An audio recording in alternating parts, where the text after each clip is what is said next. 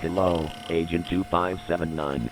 For your final training session, we want to repeat and go over once more the importance of data security and agent discretion. Knowledge of the ERD, the existence of entities, and any research activity is strictly confidential. Any information regarding these topics are not to be shared with anyone outside of the department. This includes family, friends, romantic partners, news organizations, strangers, and even law enforcement. Anyone outside of the ERD with knowledge of, and access to, departmental data should be terminated immediately. If an agent hears plans from another agent or supervisor to leak department data, they should terminate them immediately. Do not hesitate. Explain later. Any agent that is found to have leaked department data will be terminated. As an agent, it is your job to guard public security. The truth is your burden to carry. Do not disturb the peace.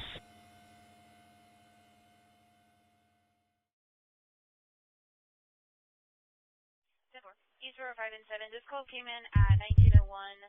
Advise a male and a female were arguing with each other near to the car dealership that's over there, the southeast corner. It's a white male, 50 years old, 6 foot, medium build. He has gray hair. He has jeans and he's riding a motorcycle. And then there's a white female, 5'4", medium build, thin. Tina was reported missing 2 days later. Her neighbor had stopped by to ask for sugar or something, when she realized the window was broken. With there being nothing stolen and absolutely no sign of her, the police declared it a kidnapping and were even trying to establish a connection between it and the break-in at my house. They came to question me. My mother told me to come straight home after school one day. Then John called me later during lunch to inform me that it was going to be the police. When I got back home, Deputy Peters was in the kitchen. He was calm, friendly even, as he asked me if I could recall any more details from that night. I told him I had nothing new, as my mother held me next to her with a tight grip. Then he asked about the fight I had with Tina outside of Mary's. She said she wouldn't be able to watch JJ anymore. She wanted more money, and I freaked out.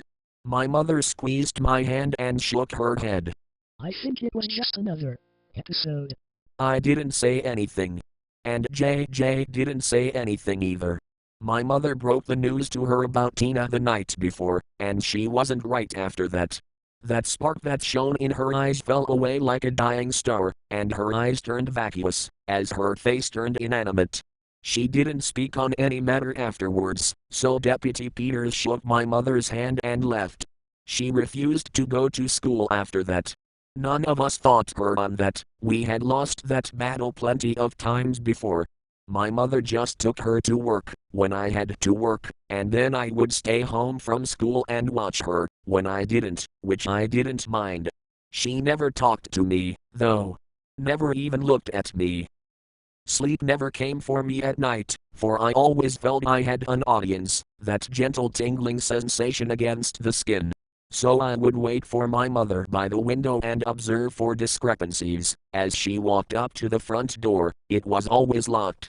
One night, as I was doing my rounds, she followed my path, shaking doorknobs and windows to double-check that they were locked. Afterward, we sat on the couch and talked about that old apartment and the man who had dwelt there. She rubbed the faint outline of track marks on her arms the whole time, crying about JJ. I broke her. I broke my daughter. That place. I told her she would be fine. JJ always made it through in the end. My mother desperately latched onto my shoulders. You watch her when she's here, okay? I nodded. You watch her. I know you like to make sure the doors are locked, but double check. Okay? Double check. I nodded.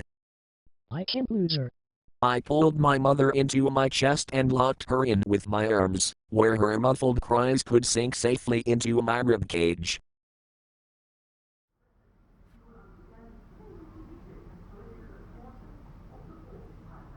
It was Saturday. I was at home with JJ.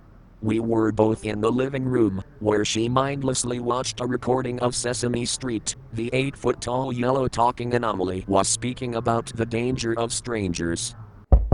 There was a knock at the door. It was Donnie Lane. I placed my hand on my service weapon and cracked open the door. Hey, Z, haven't seen you since class. Thought I'd check in on you. I glanced over at JJ. Her eyes were stuck to the television. I had to watch my sister. That's cool.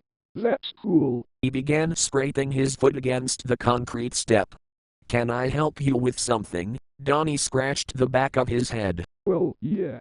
I was wondering if you had talked to Lucy. You know, before. I shook my head.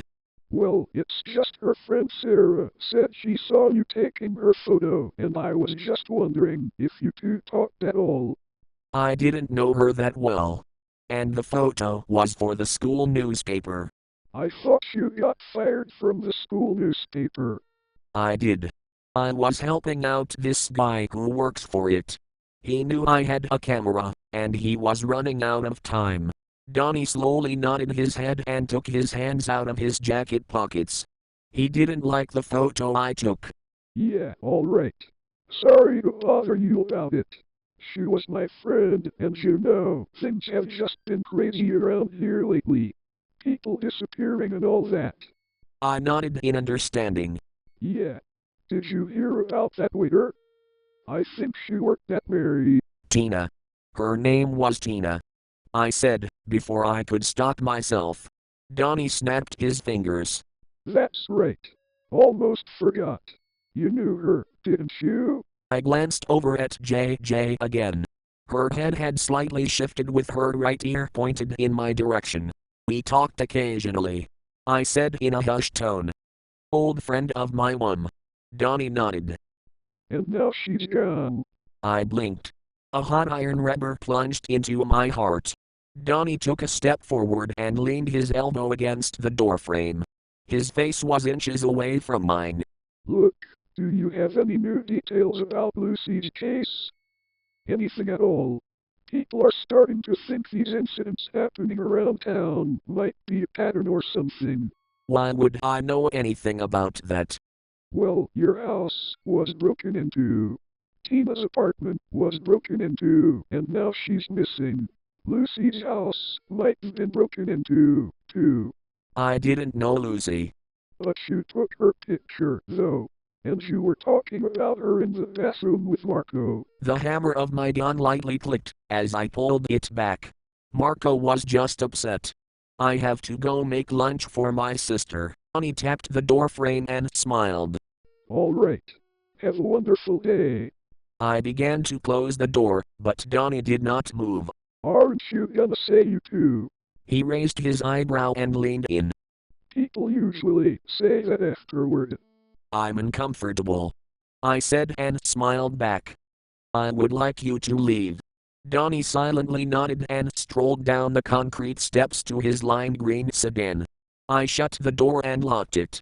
JJ's attention was back on the television, where a group of kids were singing a song with a couple of other Muppets surrounding them. The phone rang. It was John.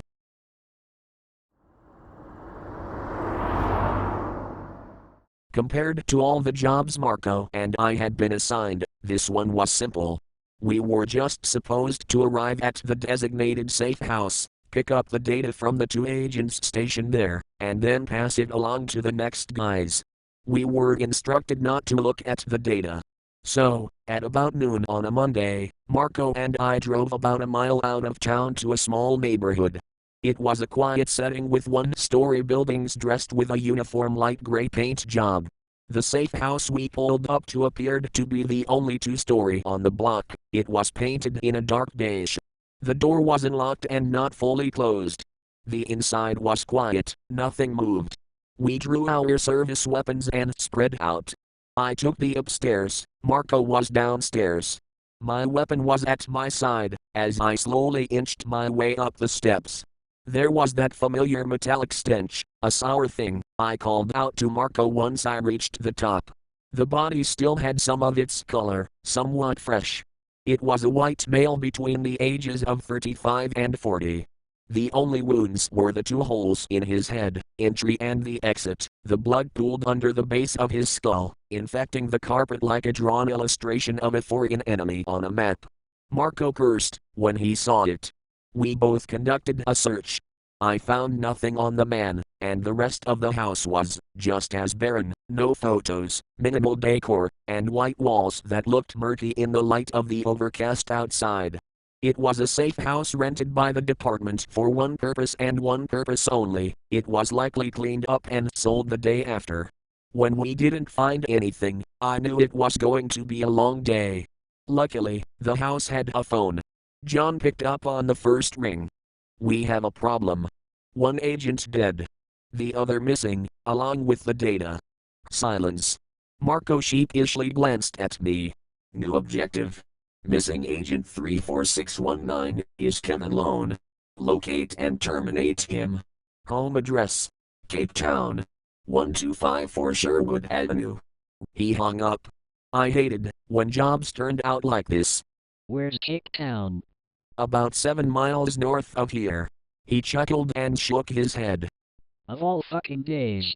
We're going to miss 4th period, aren't we? I left without responding, which made him chuckle again, this time a bit more nervously. That far out of town, it's nothing but corn, farmhouses, and barns littered around a landscape of open fields. You can see anything coming from a mile away, but there's nowhere to hide. You can only run. Marco shifted uncomfortably in his seat. He hadn't said anything the entire ride, and his hand was shaking a little. I didn't say anything. Occasionally, though, I'd glance at him to compare his image with the one in my mind. I hadn't seen him for a couple days, so who knows? You sleeping these days? Why? It's nothing. I just haven't been sleeping much these days. You think I should take something? I had never tried taking anything before. I thought about lying in my dark bedroom, drugged and paralyzed, with the sounds and activity of the jungle surrounding me. I shook my head.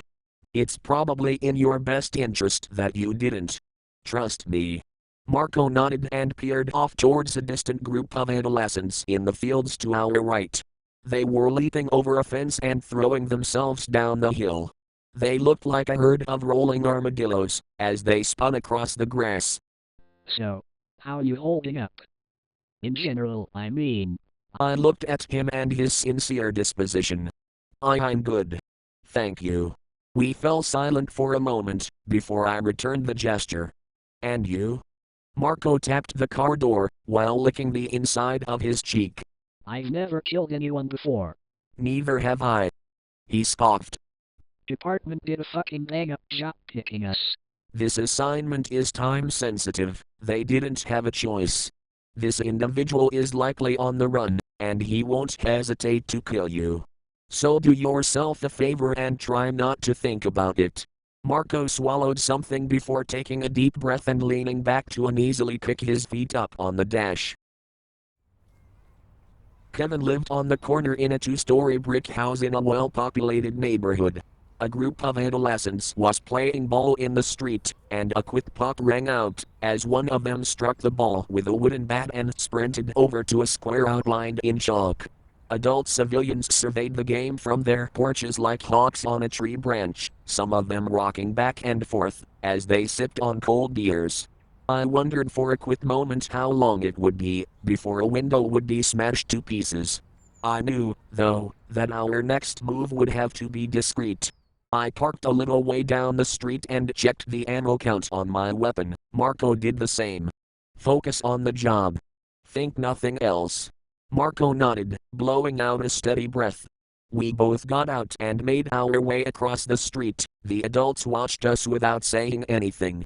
The plan was to go around to the side of the house and make our way in through the back, but when we walked up, the front door was wide open. Peering in, a female sat next to an oakwood dresser with a glass of water in her hand. She didn't carry the same quality of presentation as the other adults outside. She was wild with loose, frizzy blonde hair, bare feet, and a loose evening gown draped over her. She made eye contact with me and smiled. I nodded, as Marco took a step towards the door. My hand lingered behind my back. How are you doing today? Outstanding, man. How are you? Marco asked. I could tell he was smiling. Does Kevin Lone live here? She paused and then nodded her head eagerly. Oh, yes. That's my husband. Have you seen him?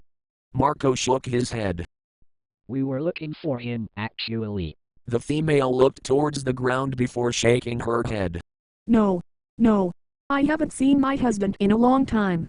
I'm beginning to think that he left me. She chuckled a little.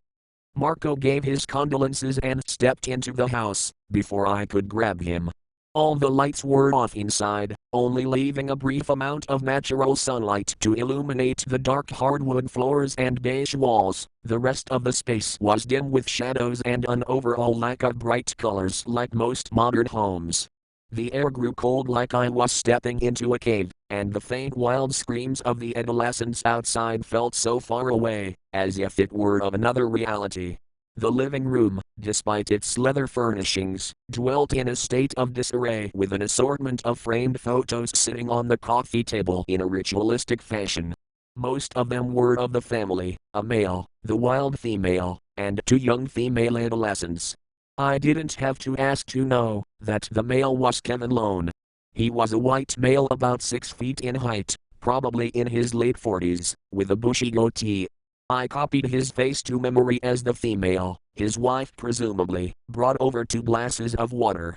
We thanked her, as she invited us to sit. I pretended to take a sip from my glass, it was lukewarm, before placing it down. We both gave our introductions. Marco went by Jack, and I went by Ralph. The female introduced herself as Isabel before taking a seat across from us on a leather chair. As I said, my husband's gone, but if I must be honest, I'm kind of glad. She chuckled again, while side-eyeing one of the photos. It's quieter around here now.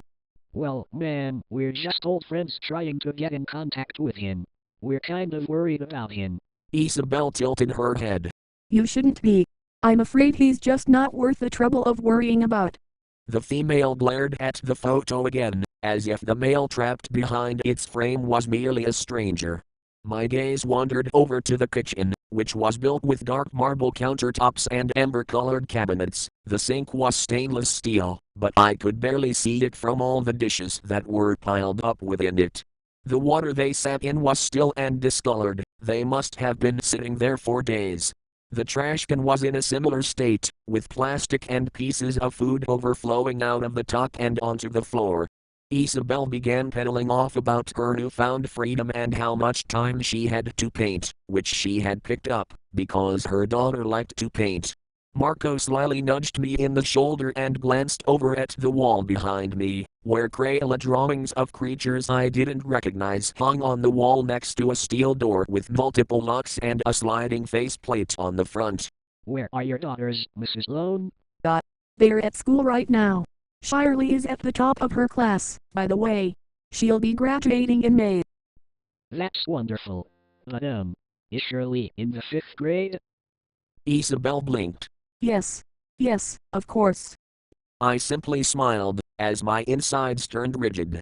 My attention was switching between her and the portrait of her sitting on the coffee table. Both faces had light blue eyes with long eyelashes, hooked noses, straight, lean cheeks, and trimmed eyebrows. The only noticeable difference was that her hair was more well kept in the picture.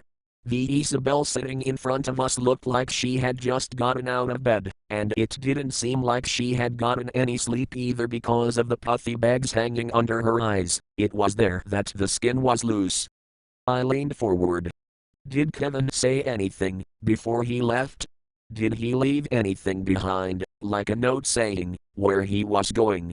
Isabel let the question roll around in her skull before mentioning that he might have left something in his office. You know what, how about I give you a tour of the house? I just renovated the upstairs. I stood up. Actually, Mrs. Ralph would love to see it. His family's about to renovate their home, so he's looking for pointers. Do you have a phone, though? I need to make a reservation. I'll be up once I'm done. Mrs. Lone pointed to the dial-up in the kitchen before leading the way upstairs. As I followed, I paused by Marco. What are you doing? Just stall until I get through that door. He whispered, nodding towards the steel, locked door. How do you plan on getting in? I'm a better lockpick than you are. I scoffed and followed Isabel upstairs, which was laid with a beige carpet to match the walls. There was a second living room upstairs with a TV and torn up dolls strewn about the floor like it was a mass grave. The master bedroom was the neatest room in the house, with the bed made and the floor spotless. I wondered if she or it had slept in here at all, since Kevin left. I turned my ears towards the railing to try to catch Marco's progress, as Isabel brought me to the girls' room. They share a room. Yes. They've always been so close. And messy. The room was cluttered with toys, paintings, and clothes, a landfill with a light blue wallpaper and a pink dunk as a backdrop. JJ's room looked similar, it even had the same hook mounted on the side of the bed, where 2 school backpacks currently hung. The conclusion to this observation slithered like a pack of worms underneath my skin. Would you like to see the office? It's been locked forever, but I finally found the key in the master bedroom. I slowly turned to her, taking in the features of her facial structure once more.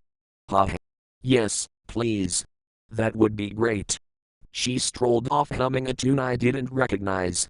Once she walked into the bedroom, I quietly made my way downstairs. At the bottom, a couple of padlocks were lying on the floor in front of the steel door. It stood slightly ajar. I whispered Marco's name, but no response came back. I nudged the door to prevent it from creaking. Above me were the scraping of wood drawers. The light switch was hidden from me, leaving the brightness spilling out from the doorway as my only illumination. From my observations, it appeared to be some sort of garage. It housed a cool concrete floor, metal shelves, a fridge, and the edge of a car's headlight, which blinked at me in the dark. I slipped inside and cautiously inched down a set of concrete steps, hissing Marco's name. Still no response. Only the sterile breathing of the air vents, its breath suffused across the room, nibbling at my skin. I stepped further in and quickly swept the dark for any sign of movement with the hope that it would be Marco. The garage door caught my eye. Its surface was glossy and shiny with aluminum padding. I moved to inspect it, but froze when my nose picked up that sour scent. In the corner, an ambiguous shape loitered, its form lightly flowing and ebbing from the blow of the vent. The hushed buzzing of flies surrounded it all. I found the key, Ralph. I spun around with my service weapon drawn. It was standing about 3 feet behind me, its skin hanging loose like a melted mask. It kept Isabel's smile as it stepped forward. Where's Jack? I put 2 rounds into its head. My ears rang, and the afterimage of the muzzle flash printed itself across my retina. I began stumbling toward the silhouette of the door, but the thing shot up in front of me. Its elongated head sprang back upright like a rubbery slinky. A mechanical roar followed by a low growl shook the air. A pair of headlights blinked to life as the vehicle reversed back into the garage door, making it rattle. The thing turned around and stood frozen in the car's gaze as it charged forward. I threw myself to the side as the 3,000-pound piece of machinery ran the energy and crashed into the wall, pinning it up against it. I got up as Marco slipped out of the front seat. Get the door! He screamed. I sprinted up the stairs and out the door with Marco close behind me. He slammed the door shut with his weight behind it, as the thing rammed it from the other side. It screamed a warped howl and pushed. Marco's shoes squeaked against the floor. I slipped in the first padlock and locked it when a pair of deflated tendrils slipped through the crack. Push it. I yelled, slipping the last padlock into place, as Marco threw himself up against the door. It slipped fully into its frame. I closed the last padlock and slumped to the floor, watching with a heavy breath, as the tendrils slowly slid back through a barely visible opening, flattening themselves in the process. The thing continued to ram against the door, but it was futile. Leave me here, and not Aga again. What the fuck? Marco said, glancing up at the slot hole above us. We both lay there for a moment, the door banging into the back of our heads, and listened silently to the ragged sound of our breaths. I chuckled, but I think I really wanted to cry. Why didn't you answer when I called your name? Marco sighed. I didn't know if it was you or not. I looked at him. Better safe than sorry, right? I gave him a silent nod before picking myself up and lending out my hand. Marco took one last breath before taking it. Watch the door, I need to check out the office. You think the people outside heard that? The garage looked padded, right? Probably to block out the entity. Not a gunshot. Then be quick. I drew my service weapon and snatched a pillow from the couch. Down the hallway, the door to Kevin's office was shut. With the pillow stuffed against the barrel, I blasted the doorknob off and kicked down the door. An antique walnut desk sat in the middle of the room with a bay window behind it, looking out at the street, where adolescents were still running around squares, and the adults watched silently from their porches. They hadn't heard a thing, either because of excused ignorance or something else. What the hell? I said to myself. There weren't even sirens. I didn't want to risk it. My search began with Kevin's desk. It was free of clutter, with most of the desk supplies, financial papers, and contracts being organized into their own little sections or drawers. I ran my fingers across the edges, pounded on the sides, and on the bottom of the drawers to detect a hollow sound. I moved onto the bookshelf standing against the wall. Also, an antique piece made out of some sort of walnut material. All 5 shelves were stacked with workman manuals on construction, photography, and home security, along with a couple of self-help books. I shook and tossed them before running my fingers across the shelves, and then the frame. That's when my eyes caught the discrepancy. The right side of the frame was thicker than the other. I ran my hands across the edges and smooth walnut surface. It was when I leaned in a little that something clicked, causing the long rectangular compartment to cave in and pop out. An M4 carbine rifle was propped up inside with a couple of magazines, all of it stashed away like what some would call a homeowner's wet dream. The entity's muffled howls echoed down the hall again. From where I stood, the spot provided a perfect angle on the doorway. If it cracked open, one would get a quick glimpse of the perpetrator before wisely unloading an entire mag into the doorway. There were no leads, though. I searched the bookcase one last time before making another pass over the desk. Just papers and files documenting civilian life. About 4 hours or more had passed since the data had gone missing, and Kevin could have been anywhere. My arms shot out and swept a stapler and pen holder off the desk, my mind pounding against the inside of my skull as they clattered on the ground. I wanted to sweep the rest of it, but stopped at the sight of a framed photo of Kevin's family. Kevin, Isabel, and their 2 female offspring were standing in front of a car with luggage strapped to the top, their arms attached them to one another, as they smiled at the camera. This was the only photo of them that hadn't been moved to the living room. I picked it up and felt something shift inside it. I smashed the glass of the frame against the corner of the desk and ripped out the photo. Inside was a photo of Isabel's face staring through the slot hole attached to the locked steel door. I put it aside and took out a napkin with a red and yellow checkered pattern. A number was scribbled on it in black ink.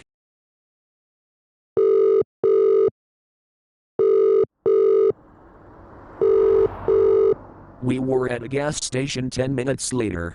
I was inside of a phonobooth near the street. Marco had to run inside to pay for gas.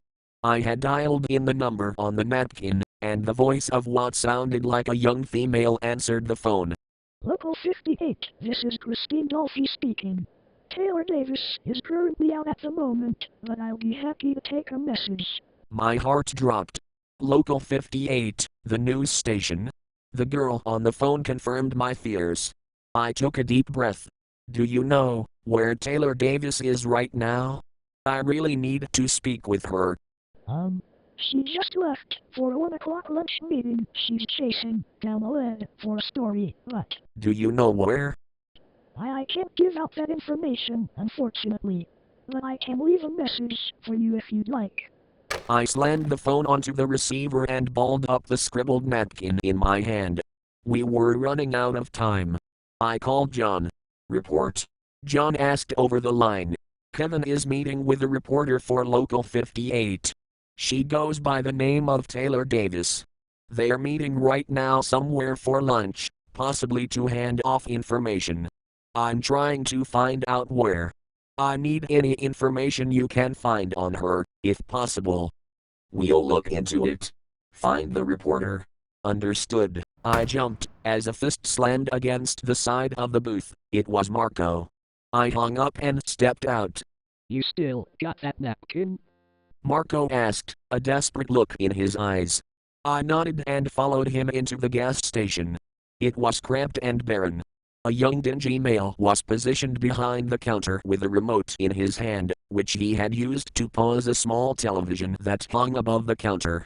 Static waves rode over the image of a cartoon cow mascot holding a plate of cooked meat and potatoes. Marco held up the napkin next to the picture for a comparison, and that's when I noticed the red and yellow checkered background sitting behind the mascot. I looked at Marco. Best lead we have. Where is this? At the Union Mall.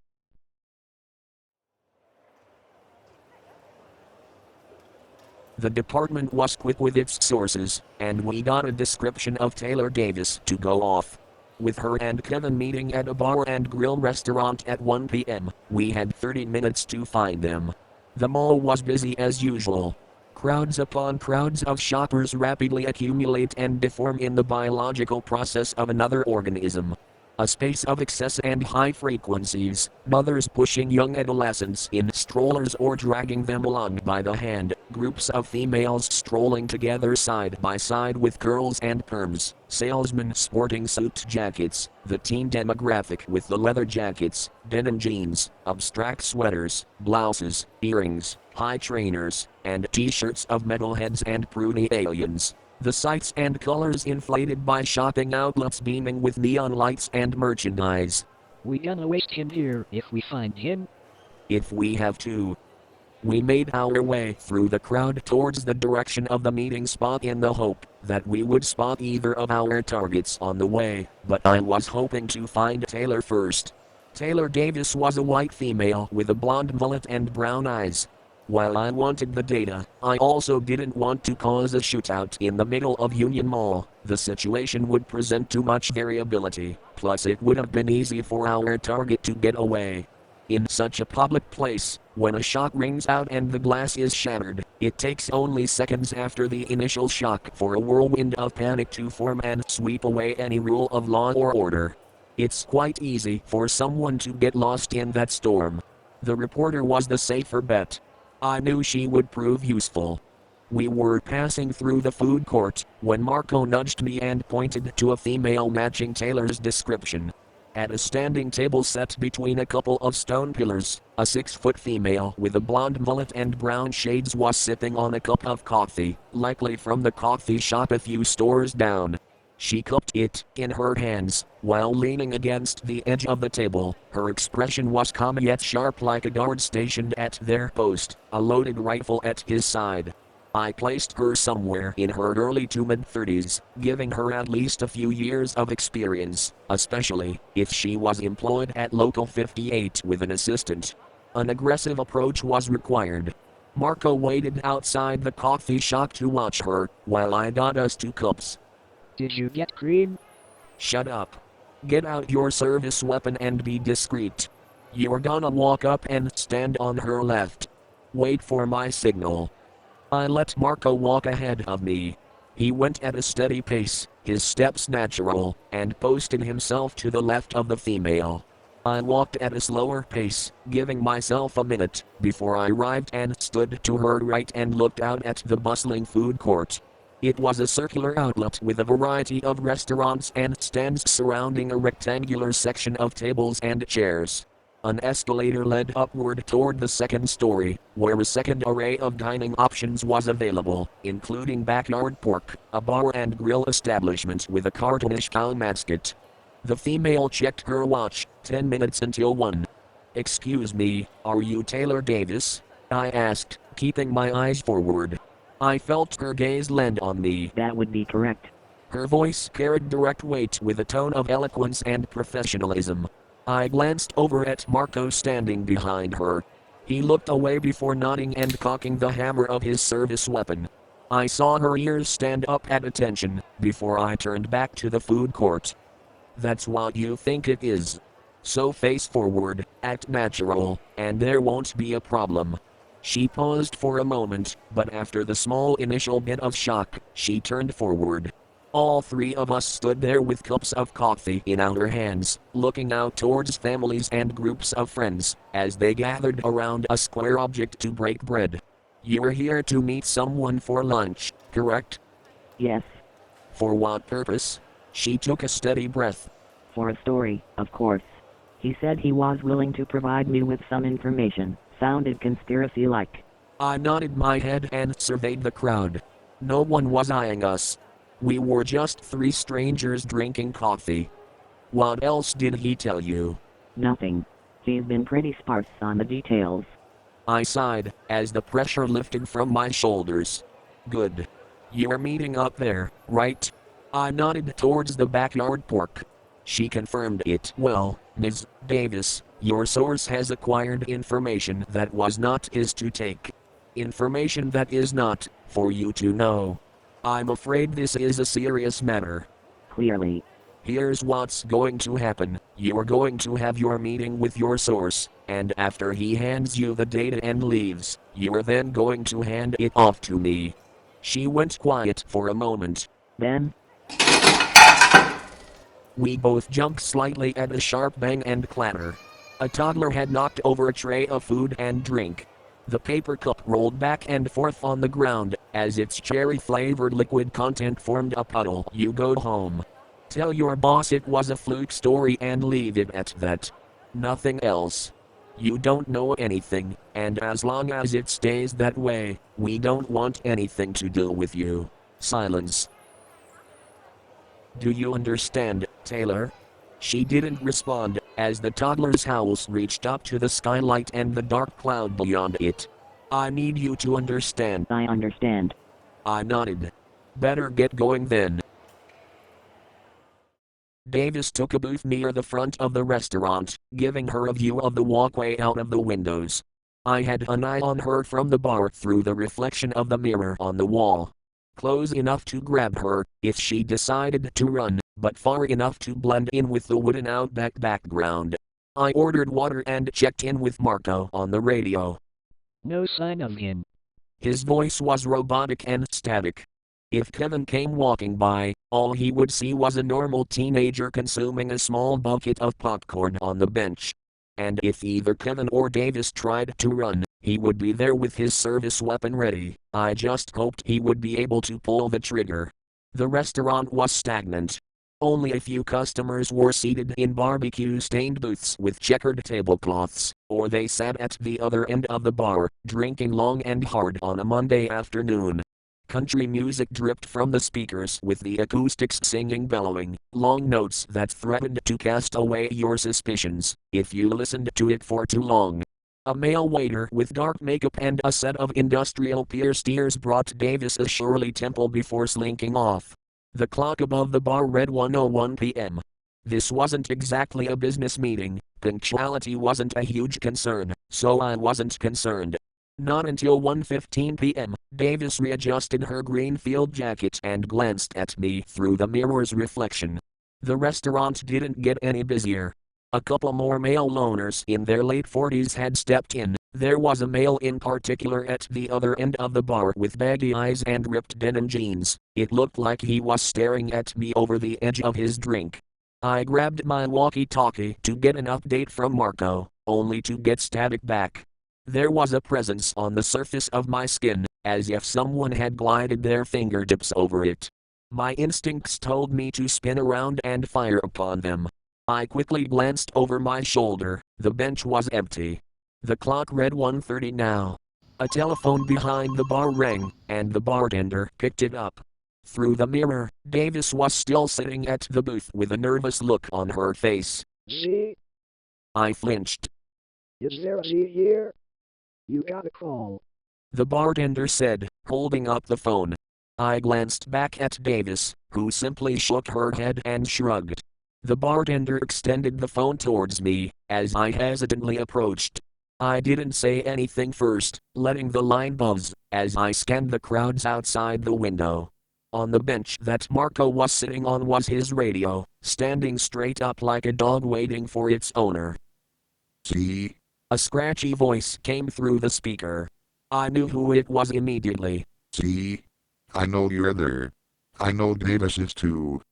I listened to his breathing, raggy and rancid like a festering towel. Where's Marco? Davis first. Then, we'll talk. Okay, I'll bring her to you. Where are you? There was a static chuckle over the line.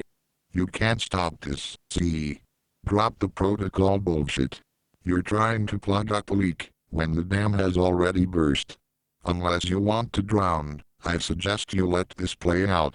I stayed silent for a moment, watching the flux of the crowd warp in the colorful liquids displayed on the wall behind the bar. I need to know Marco's alive. He's alive. Not good enough. Kevin chuckled. Yes, of course. This work isn't for the trusting. However, I'm afraid you're gonna have to take me at my word. You don't really have any other choice. I tossed the phone behind the bar and turned to grab Davis. She was gone. I looked outside and caught her running down the escalator. I bolted and jumped into the fray of the mass-moving organism of the crowd, maneuvering past groups of tired adults and stoners, all their eyes following me, as I passed. I jumped down the regular stairs and searched the crowds ahead of me. I spotted a glimpse of a green field jacket. The fountain spouting water finally gave out, and there she was, making it for the exit. I charged through, not caring who I bumped into, even as more eyes latched onto me, including Tina's. I almost skidded and fell. Her brown eyes tracked me, as she passed and disappeared into the crowd like a ghost. I didn't have time to question, no hesitation. I ran off with the thought that I had begun to go mad. Or that this world was going mad. She was speeding away in her car once I reached the parking lot. I couldn't catch up. Her tires screeched as she swerved left out of the lot, and I listened to the direction her roaring engine took as I sprinted to my car. I started it up, put it in drive, and froze when I felt a barrel pressed against the back of my skull. My muscles and nerves went into gridlock. Drive. Kevin said, as calm as the breeze. My mind flashed to JJ as we pulled out of the parking lot. We went in the opposite direction from Davis. The banging of death's drum began to build up in my ear the farther out we drove, but I couldn't tell if it was really my heart or the thumping noise coming from the trunk.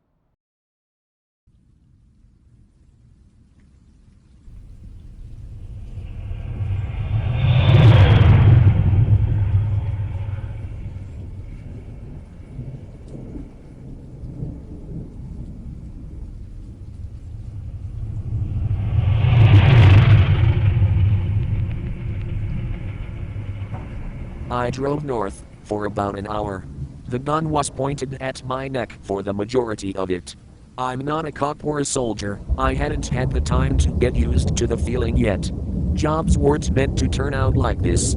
It was dark now, and with it came the rain, making the roads shine, as truck lights swept past us going in the opposite direction. It flooded the car with light every time, blinding me for a brief second.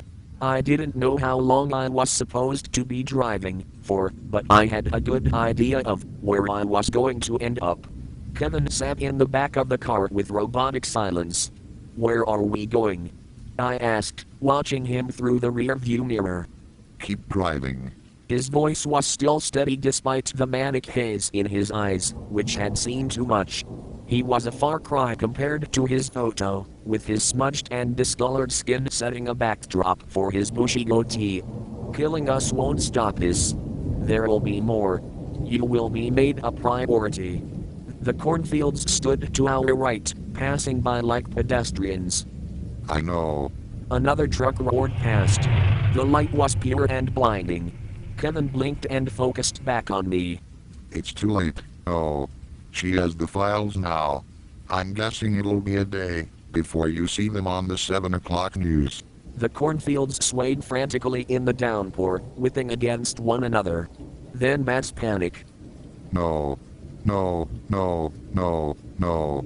An enlightenment. The world will know what the true threat is, and then they can direct all of their resources towards eliminating that threat. The true enemy, not communists, or the president, or men in scary masks. He glanced back towards the fields to watch the stalks begin to dance in unison, as the wind flowed through. I wanted to make my move, but he looked back and leaned forward. I'm curious, see. You're a young man. Why this? Why not choose ignorance? It was a question I didn't feel like answering. Another truck flew past, and then everything was white. Through squinted eyes, I saw the flickering outlines of JJ and my mother like a show trying to break through static and white noise. It made my head throb. I didn't really have a choice. Kevin grunted in agreement. Most agents don't. But even still, some bastards just choose to terminate themselves right then and there. In the rear-view mirror, with his primary hand, he wriggled his pinky and ring finger. A small silver ring winked at me in the dark. Was it family then, for you? I nodded and said nothing else. Do you wish to protect them? Yes. Kevin gazed into my eyes through the rear-view mirror and nodded in understanding. For a moment, I believe we both felt naked to one another, with everything stripped away. All the muscle, tissue, and wiring had been laid bare. Similar beasts, you and I. You see them for the first time, and you just want to keep them out of the house. I did my best. I truly did. His gaze drifted. A rogue thought seemed to drift across his face like the shadow of a cloud, and his eyes' manic state deteriorated into sour grief. His face contorted in pain for a second. Did you find my wife? He asked, his voice misty. I nodded. He smacked his lips. Yup. I never noticed, you know. Despite all my best efforts. I kissed that thing every morning. It took my kids to school. I didn't know anything until I pulled into the garage one day. Another truck passed. He blinked. I'm sure you did your best. But you can't fight back if you don't know the truth. Your family, whoever they are, by tomorrow afternoon, they'll know the truth. And they'll be able to fight back, because they will have eyes on the enemy. I didn't respond. I was waiting for the next truck. He chuckled again, staring at those dark fields of corn. Even in the daytime, you wouldn't know what's in them.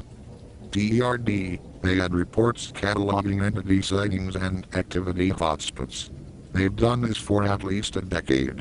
And the numbers are only increasing. So did some small-scale estimates, comparing activity hotspots to population data. Can you guess the percentage of my town that has been assimilated? My grip tightened on the steering wheel, as the sensitivity of my nerves shot up. 50%. Kevin wheezed out a laugh. Can you guess the percentage for Timberwoods, Hollow Creek, Lakeside? My grip on the steering wheel began to slip, as my palm became coated in sweat. A truck comes into view, its distant high beams making me squint. It got closer, I could hear the rumble of the tires on the road. I pressed down on the gas, speeding up. You want to know, don't ya?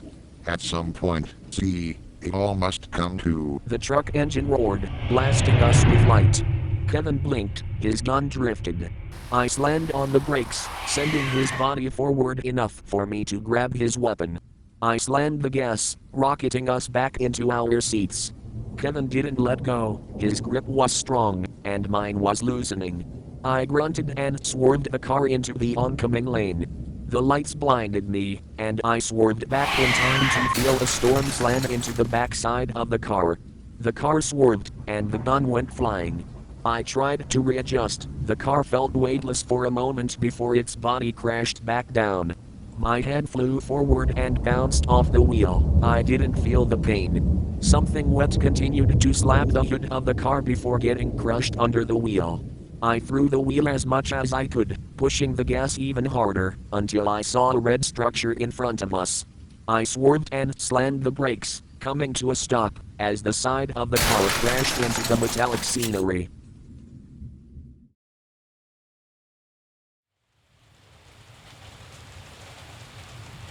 With a piercing pain reverberating across my skull, the perpetual pounding of rain against the metal hood, and the ripping roar of thunder, I groaned and sat up, as the world rolled into focus like a boulder. My eyes focused on the front of the car, partially mangled, as smoke billowed up from the hood, and a flash of lightning outlined a hulking piece of red machinery buried into it, some kind of farming equipment. My head rolled on the headrest over to the driver's side window, where another flash painted the stalks of corn white, while they bent and swayed around a small patch of mud and damp dirt. The vehicle jostled, as something lurched around in the back seat. I had almost forgotten. Another flash lit up his face along with the cracked windows, the polyester upholstery, and a service weapon lying on the floor of the front passenger seat. I tried to lunge at it, but my head was pulled back and slammed into the console. Gritting my teeth at the pounding pressure ripping across my skull, Kevin and I grappled each other, swinging and yelling like two primates locked in a struggle. His fist crashed into the side of my head, knocking me back into my door, before he threw himself over and reached under the console. Something metal scraped against the floor. I scrambled out of the car, as shots rang out, shattering glass, tearing through metal.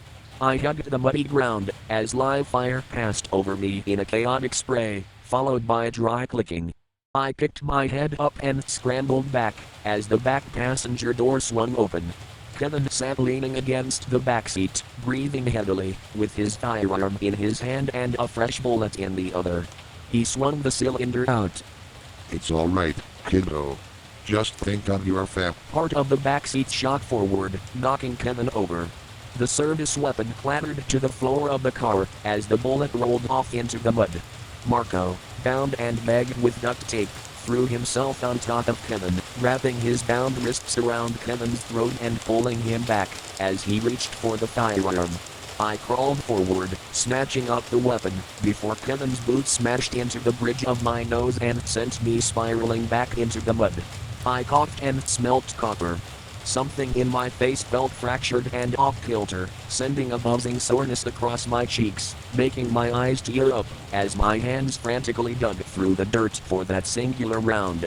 Falling out of the car, Marco strained himself trying to stay on top of Kevin and wrestle him into submission, as he puffed hot air and tossed around his 30-plus weight advantage with a ferocity I considered at the time inhuman. It was a back and forth between the two, a game of endurance for Marco, and exhaustion was likely to take him first. I ran my fingers across the mud for the bullet, as death proximity grew in my mind. I think instinct kicked in then. Reaching into my back pocket, I pulled out my last round. You always keep an extra one for yourself. Kevin bashed the back of his head into Marco. He freed himself of Marco's grip, threw him against the car, and charged towards me with eyes of frenzy. I loaded the last round and cocked the hammer. My finger slipping around the trigger, Kevin's match slammed into me, his hand latching around the barrel and the other around my head, burying my face into the mud, crushing my fractured nasal bridge. He slowly began to tear the weapon out of my grip, slowly loosening my index fingers pulled on the trigger, too weak to finish the job. Then Kevin groaned, as something ran into the middle of our struggle and wrapped its hand around the gun. One loose finger pulled down on the trigger. A crack of thunder whipped across the sky. Kevin and I both twitched and went stiff. Only I remained. Kevin's hand slipped from my face, as his body fell limp beside me, his face shredded and disfigured by lead. The gun itself lay between us with the barrel pointed towards him. I turned my head, blood leaking from my nose, and gazed at Marco, while he stood above me, and he clawed at the rolls of duct tape covering his mouth, gasping for air, as he pulled it off, stretching the skin.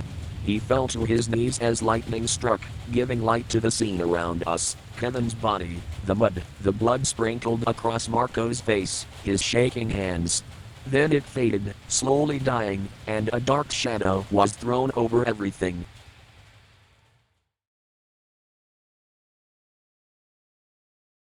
The department found that Davis was staying at a resort motel. The establishment wasn't as pleasant as it sounded. It resembled every other dingy hole we had ever stayed at, after a job. Cracked sidewalks, a small manager's office out front, burnt out streetlights casting a parking lot in black. We caught up to her, just as she was leaving, briefcase in hand. She didn't see us coming. She slipped into the driver's seat and tossed the briefcase into the passenger's seat, where Marco opened the door and snatched it. I slipped into the seat behind and stuck my weapon into her neck, before she could react. She froze at the touch of cold metal. Close your door and drive. She sat paralyzed, her hands hanging in the air. She jumped. Close your door. And drive. Marco was already gone by the time Davis turned out of the parking lot. He had the data, and Kevin was terminated. But the job wasn't done yet. Marco couldn't handle this part of the job. Kevin had him huffing and fuming on adrenaline, until he had sputtered out and grown silent like a broken exhaust engine. I had Davis drive north until the signal of civilization had faded away, replaced by fields of crops and grass. It was here that she began to calmly plead. I knew she would. I have kids. So did Kevin. Her shoulders went limp. What did you do with him? I didn't respond. My ears were still ringing. At the 200-mile marker, a dirt path snaked off from the main road and into the trees. The foliage up above blocked the stars from peering down at us, as we drove on, the car swaying and bobbing to the jagged shape of the road. I told her to pull off to the side and kill the engine. The headlights died, and we both stepped out into the abyss. The sounds of the forest were absent, the critters and fireflies had fled elsewhere to live in the bliss of just a regular night. I seized Ms. Davis by her shoulder, which flinched and grew tight. She began to plead again, dropping the calm demeanor she had before. We walked forward with my weapon at her back, and she cried, and screamed, and made promises out there in the dark, where I couldn't see her or myself. Her cries carried on in the depths, accompanied by the dry, rhythmic crunch of leaves, and the loud crack of a twig or branch. Then everything went quiet.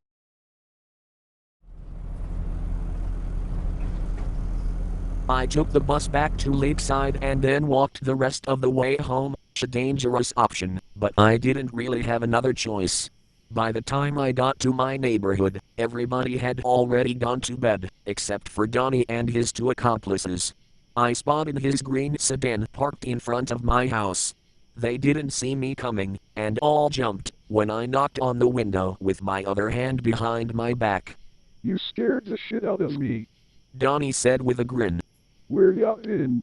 You all shouldn't be here. It's late, I said, checking around. We just want to talk to you. Henry glared at me from the passenger seat. What happened to your car, Z? Parker asked with genuine concern from the backseat. I switched my focus to the driveway, where my car sat. Its side was all cracked and dented, with pieces of corn and leaves littering the hood. It was clearly in rough shape, but what their civilian eyes couldn't see was the dark figure standing behind the deformed piece of machinery. It doesn't matter, Henry said, opening his car door with a pair of tight-fitting gloves on. We've got other things to talk about, don't we, Z? Stay right there. I placed my service weapon on the windowsill and cocked it. The sight and sound made them all grow cold and still. I nodded to Henry, and he slowly slid back into his seat and closed the door. Okay. Donnie said slowly. Just calm down, Z. I'm calm. Why do you have that? Parker asked with a quiet voice. Because people are upset right now and are prone to doing stupid things. And I have the right to protect myself. Donnie grinned. Always knew there was something off with you. The police might not know, but we see you. I leaned in. You need to leave. Not until we get Marco. What? Z. Marco jogged out from behind the car and into the glow of the streetlight above. He looked pale and rigid, so I knew it was him. Sorry, man. Your mom let me use your phone so I could call them. I knew you were going to be a while. I put my weapon away and stepped over to Marco. You called them? He lowered his head and shrugged. I just want to go home, man. I sighed. The three males were sitting in the car, staring with shock lingering in their expressions. I nodded over to the car, and Marco signaled to his companions before following. Did you deliver the case? I asked once we were a good distance away from the light of the street lamp. Marco silently nodded. Henry and Donnie were craning their heads to look at us, but they stayed in the car. That's going to be a problem. They're just trying to feel useful. You don't have to worry about them. Let's hope so. For their sake. Marco cursed under his breath. Look, I'll talk to them, all right. It'll be fine. He shoved his hands in his pockets and stared endlessly at a crack in the concrete and the blackness that lingered in it. I sighed. How are you feeling? Afterward, I mean. Marco glanced at me and shrugged. I don't know. It was him or us. And I'm glad you chose us. He nodded and glanced down at my shoes, covered in mud and wet leaves. His mouth opened, and I could sense a question lingering on the tip of his tongue. But he paused and then sighed, his posture softening, as he let it go. You should get home. He nodded and began to walk off.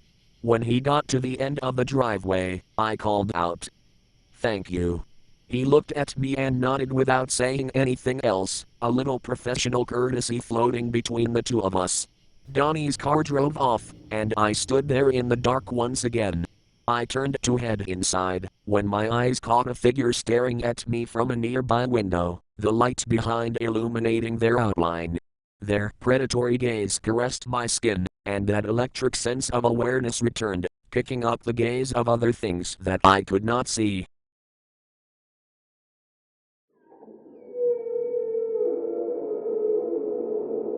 We see you. Donnie's words faded in and out of my thoughts like ghosts in fog. The female continued to stare at me, after I had finished. Then the door opened, John walked through without saying a word and took a seat at the other end of the room, where it was dark and hard to see. They both were staring at me now, waiting for an answer to a question that's been hanging in the air since the moment I got here. I took a deep breath. Well, go ahead and ask me. The female opened another file. You and Marco were the last two people to get a hold of that briefcase. A large portion of the data within that briefcase is now running on every major news network in the country. I waited, as John lightly tapped his foot against the antique carpet. The female shrugged. We just want to know how this could happen, Z. I told you everything that happened. Did you look in the briefcase at all? No. Did Marco show you anything that was in the briefcase? The only information I got out of the briefcase came from Kevin's account. And what did you make of his observations? John's voice echoed from the dark. I blinked. I found them a bit troubling. Did you have any way to account for their accuracy? I shook my head.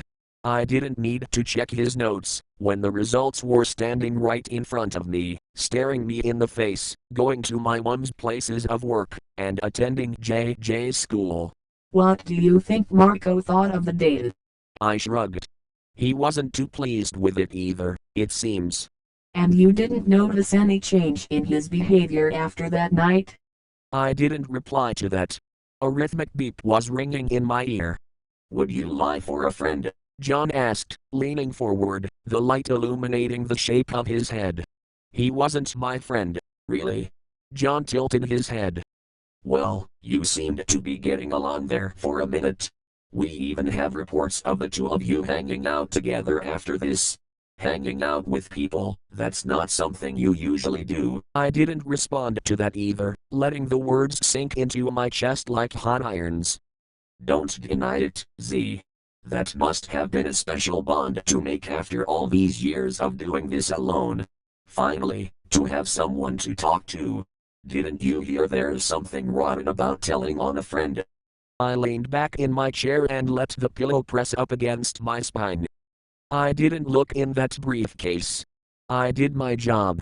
Marco made his own choices down the line, but I protected the security of this department. For the public. The female stared and then turned to look at John. He didn't say anything, only silently got up and left the room. The female clicked her pen and flipped to a new page. I did my rounds again later that night. Windows, locked. Back door, locked. Front door, locked. Maybe. A voice that sounded like my mother's came from the living room. I already checked the locks. They're fine. Her voice was off. Wavy and drawn out like a one-key record. The lights were off in the living room, so I couldn't see anything. It was just a voice floating in the void. Mom. Are you a child of God?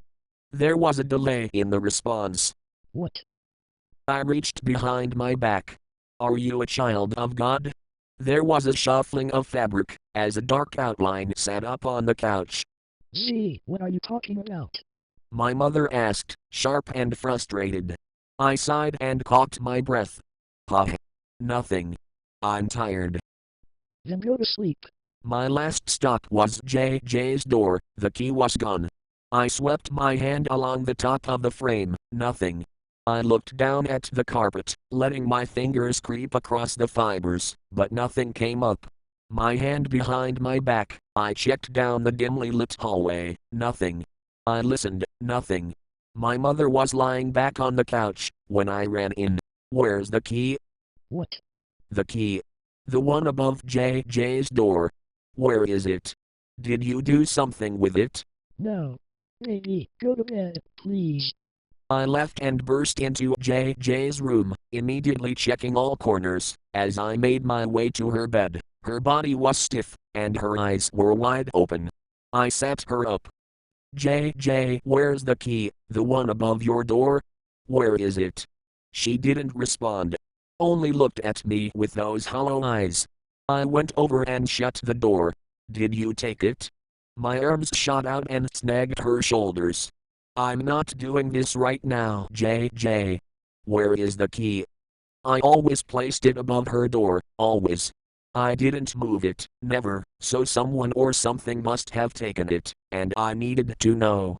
She was the only person that could have known where it was, and now it was gone. If it was gone then and she didn't take it, then something or someone else did. What kind of person would take a random key to a little girl's bedroom? Even if a robber had gotten in, they should have just taken some valuable items and then left. So then why take the key, unless you wanted to get in at night, for that was the only time I locked it. Who in Lakeside would do that, unless it wasn't somebody from this town or any town for that matter, maybe something born out of some enigmatic corner in the world or from the black abyss surrounding the planet. I shook her, hoping the broken screws in her head would fall back into place. Maybe it would fix her. Maybe then she would tell me the truth. Tell me where the fucking key is. I stopped. But she was still shaking. Tears spilled hopelessly down onto her cheeks, but she didn't make a noise. I stood there for a moment, paralyzed. Moving my hands up to cup her face, as if it were thin porcelain, I brushed her tears away with my thumb. The apologies poured out of my mouth before getting caught on my tongue and clogging the back of my throat, and I choked, as the thought of JJ being trapped in here with something else blazed at the front of my mind like an inferno. She has been through so much, and then I did that to her. Hot tears burned my eyes, and I let out a bitter, wet moan before crumbling to the ground, hugging my head and squeezing my eyes shut to soothe the torment that raged hotter than the pain in my nose. The worst thing about that moment was that I couldn't see anything. Darkness had consumed my vision, and JJ was nowhere to be found. I tried to call out her name, but the words seeped out in an incoherent slush of moans and other anguished sounds. Then, something from the dark touched me, as little arms wrapped around my chest. I froze. Then a head rested on my shoulder, and my rigid flesh grew loose. My hands fell away from my head to feel JJ's soft hair, her trembling shoulders. I opened my eyes. And there she was. Embracing her, I locked her into myself, hoping that she would never go missing again.